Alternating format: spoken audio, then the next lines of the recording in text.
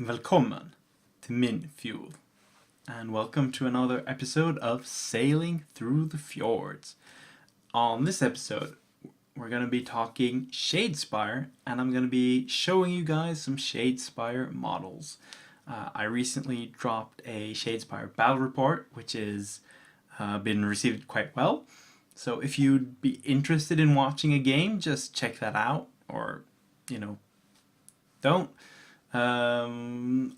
It was probably one of my best games of Shadespire ever. It was a lot of fun, and I'm testing out how to do all the design and stuff like that. So it's been a really interesting experience. But with the excitement of Age of Sigmar 2 and all that, we're running a bit back in, showing off some Shadespire. I wanted to show you guys some models because the Shadespire models are gorgeous, and they're also some of my personally best work, I think.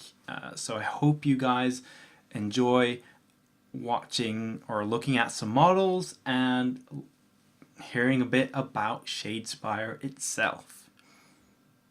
Alright, so on this week's Sailing Through the Fjords, I wanted to show off some of my Shadespire dudes.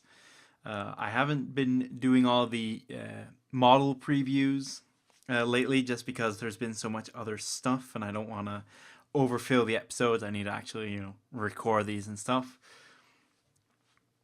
But with the Shadespire news, with Age of Sigmar 2 coming out, and with me finishing half of my warbands, I thought it's a good time to show off some Shadespire before the new stuff comes out. So first up are my Liberators, Steelheart's Champions. And I wanted to do something really different for these guys. I wanted to do a quartered color scheme. And this is really unusual, apparently, for Stormcast. Anyone who's been in the hobby a long while knows that that Space Marines have several chapters that have quartered schemes. That they have. I think it's Crimson Fists or Howling Griffins, who are red and blue quarters.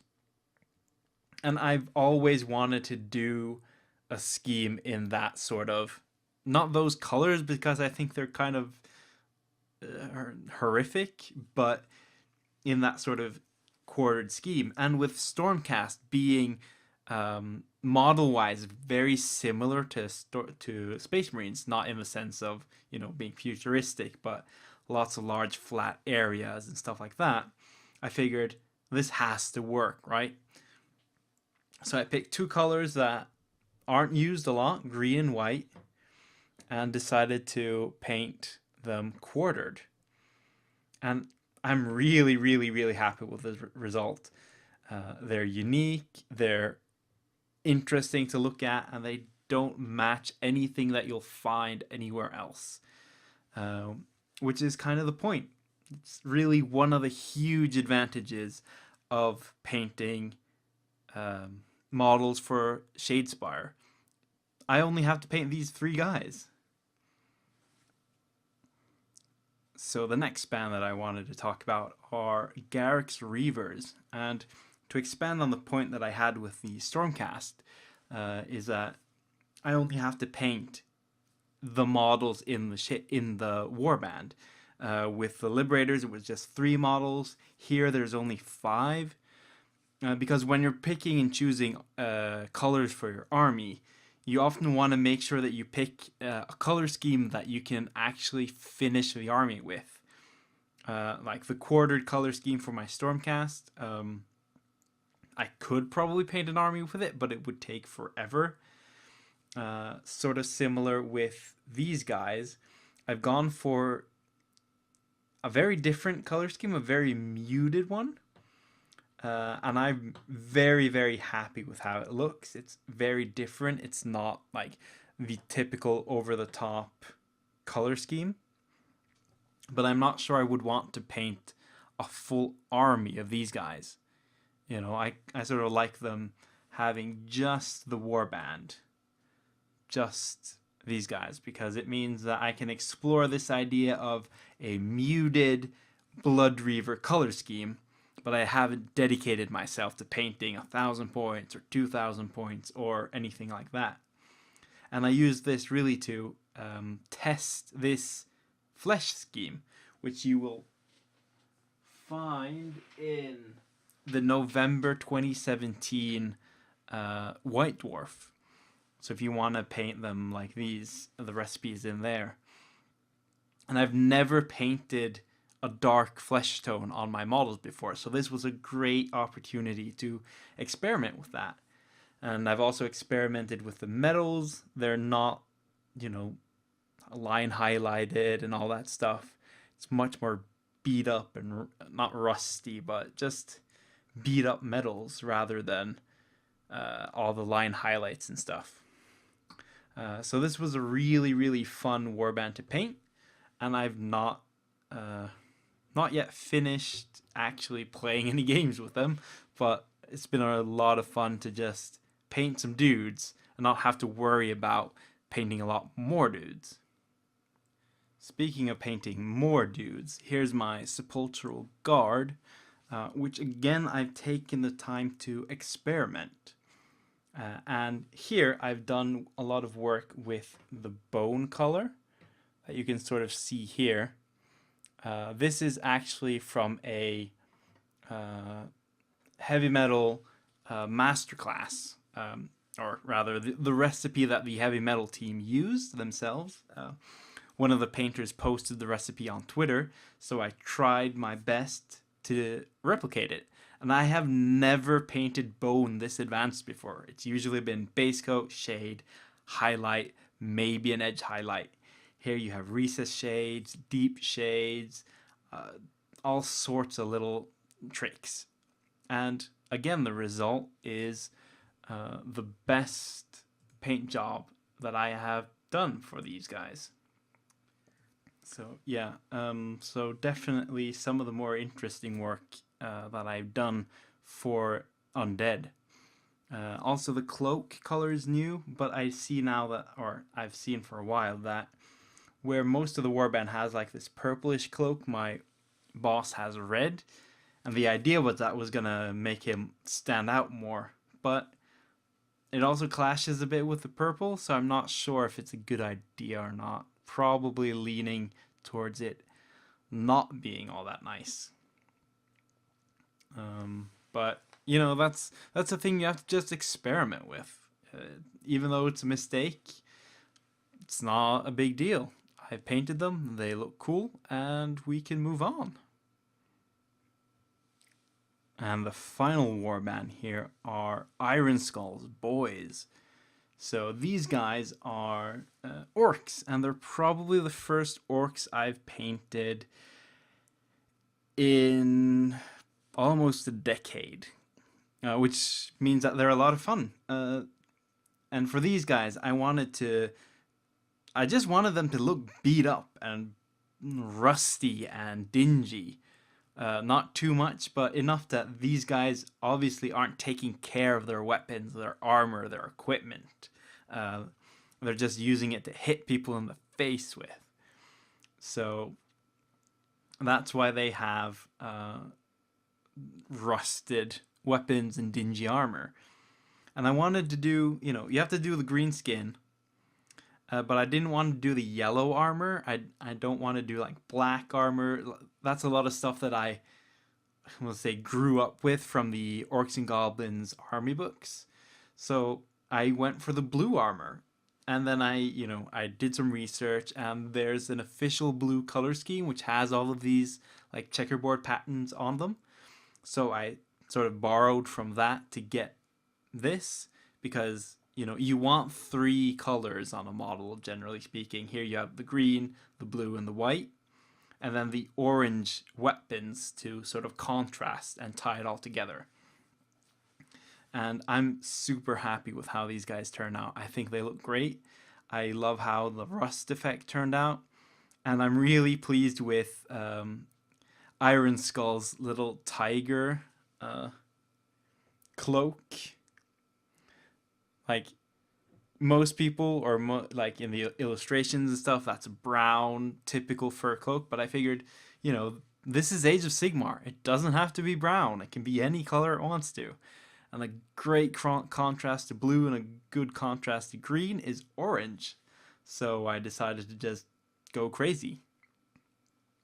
So that's sort of how I ended up with all of these like kind of weird, or that weird cloak and the really orange rust on the weapons. They could have been dingy in other ways. So yeah, so these guys have been a lot of fun to paint up as well. So that's my Shadespire warband so far. I got all 8 boxes, of course. You need them to build decent decks, or you need them to build the best decks. And I wanted to talk about Shadespire a bit, sort of because there's a giant elephant in the room. It's not that guy, but rather Age of Sigmar 2. And we had a bit of a chat about that last week, but there's so much info coming out now, and part of the points of doing Sailing Through the Fjords is that I can keep up to it and keep chatting with you guys about it.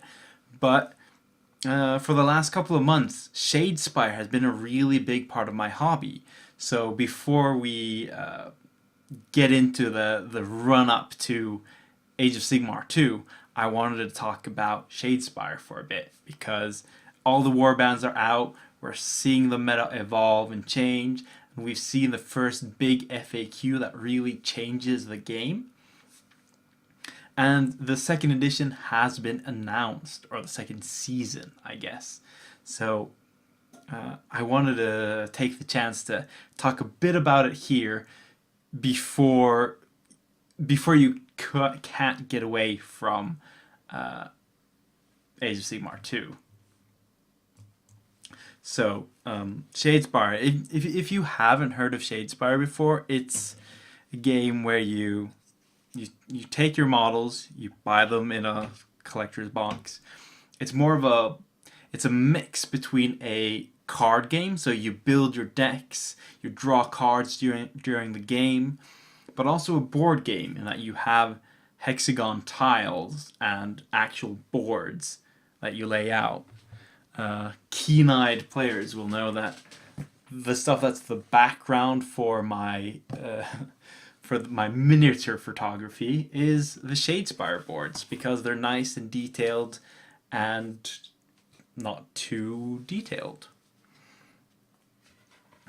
So you play it on this. It's probably Games Workshop's most competitive game ever. It's tactical. It's designed to be played at a competitive level. It's a quick tournament game. You can easily play rounds of this in 20 to 30 minutes if you know your deck and you know your warband and your opponent does the same. You'll be playing best out of 3 rounds in a tournament in less than an hour. Maybe the total round will be an hour and a half. You might be done quicker, which is pretty crazy. You play Age of Sigmar, you play 40k, it takes 2 hours. You play Blood Bowl, it takes at least 2 hours. And that's with a 4-minute timer, or 4-minute time limit per turn. So it's a really, really quick game. Bring it to your game nights and you'll be playing 5-6 games an evening if you want to. And that sort of flexibility, as well as the size, if you can transport this in some way, you've got these, you've got a deck, and you've got some tokens, and that's literally everything. You can fit it into a skirmish box, you can fit it into a bag. If you got an old tea box or tin can or an ice cream box or something, you could throw it all in there. You could bring it to work and not look completely insane.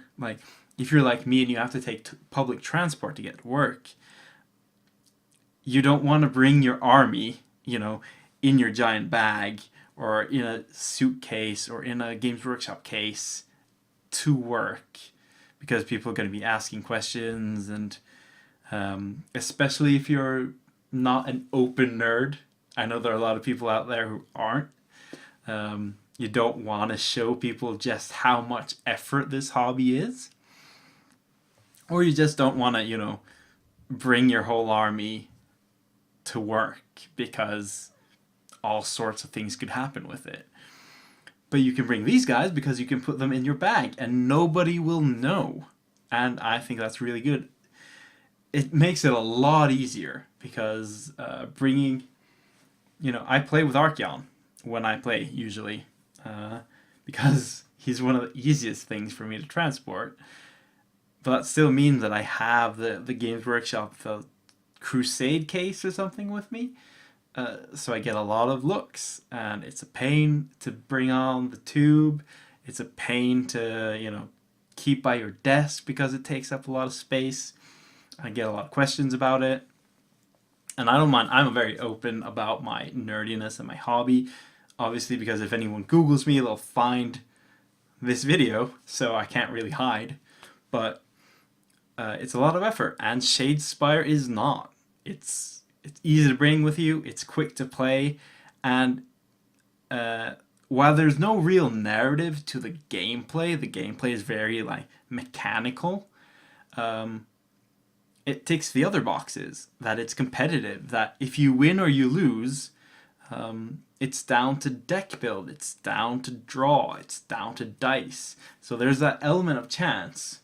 But if you're losing too much to chance, you're not bringing the right deck because you're not bringing the cards you need, I have reroll cards, if I attack something and I fail, I get to reroll them because I'm hedging my bets. So there's a lot of elements there that I find a lot of fun, but I don't want to bring into the full Age of Sigmar hobby, or that I can't. So without this being a Shadespire review, that's not the point of it.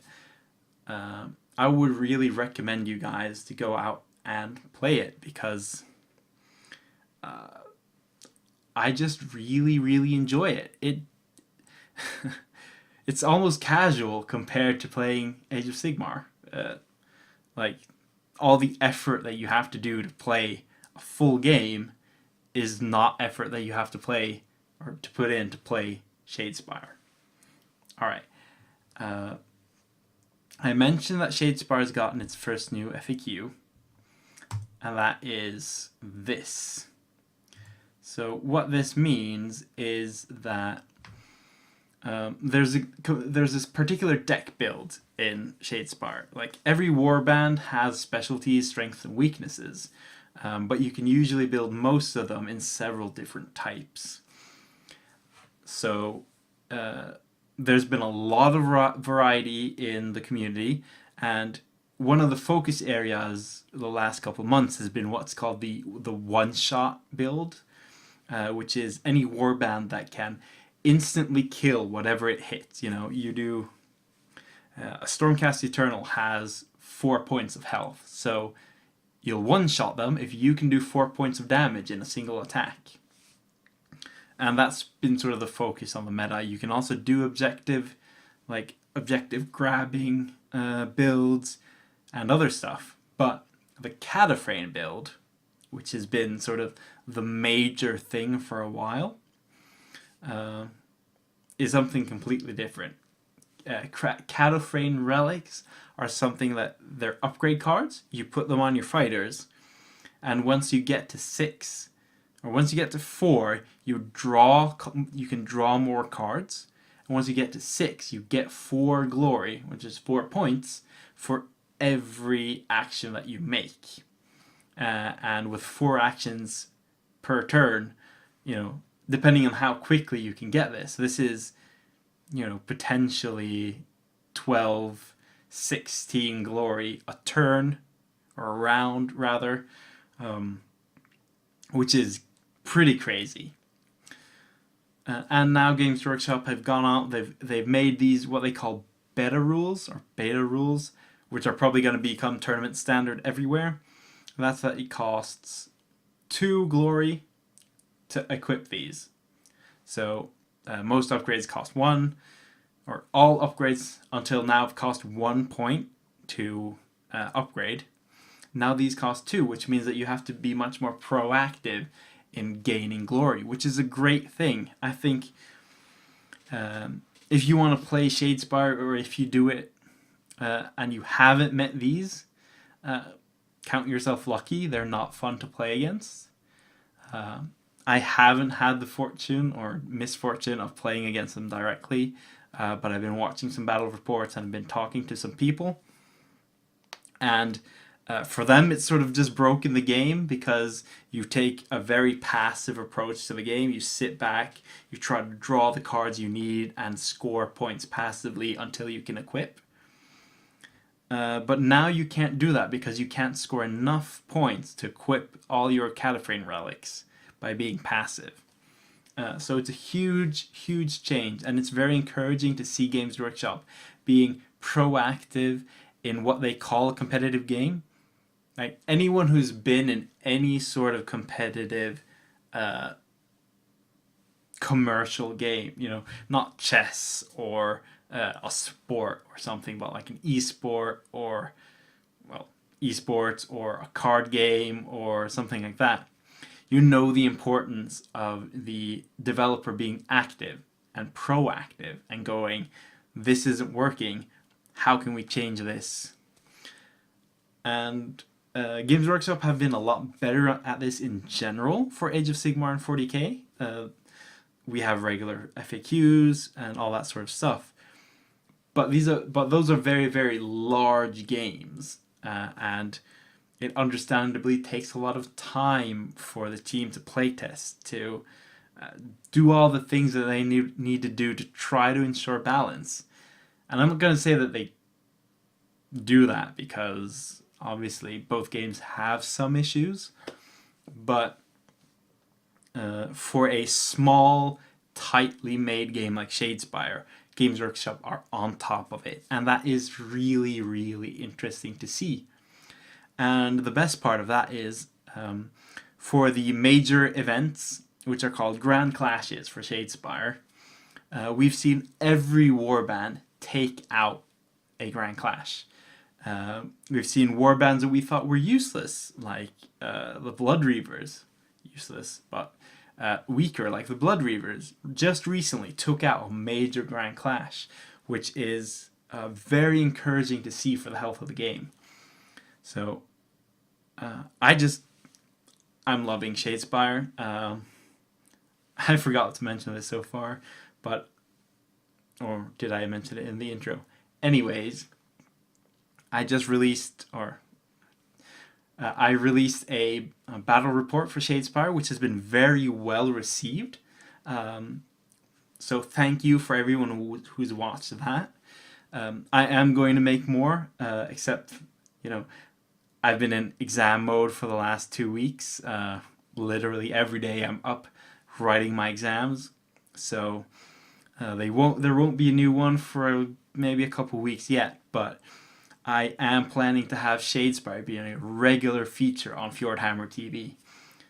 So I hope you guys look forward to that. Look forward to more videos on Shadespire. The next Sailing Through the Fjords will probably be Age of Sigmar 2 focused.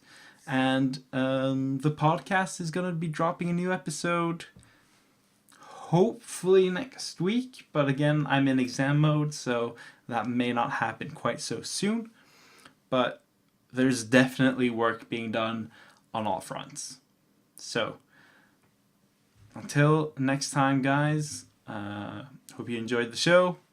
Give me some feedback, like and subscribe, all that stuff if you want to. Catch me on Twitter or Instagram or whatever if you'd like more content from me. And until next time, ha det bra!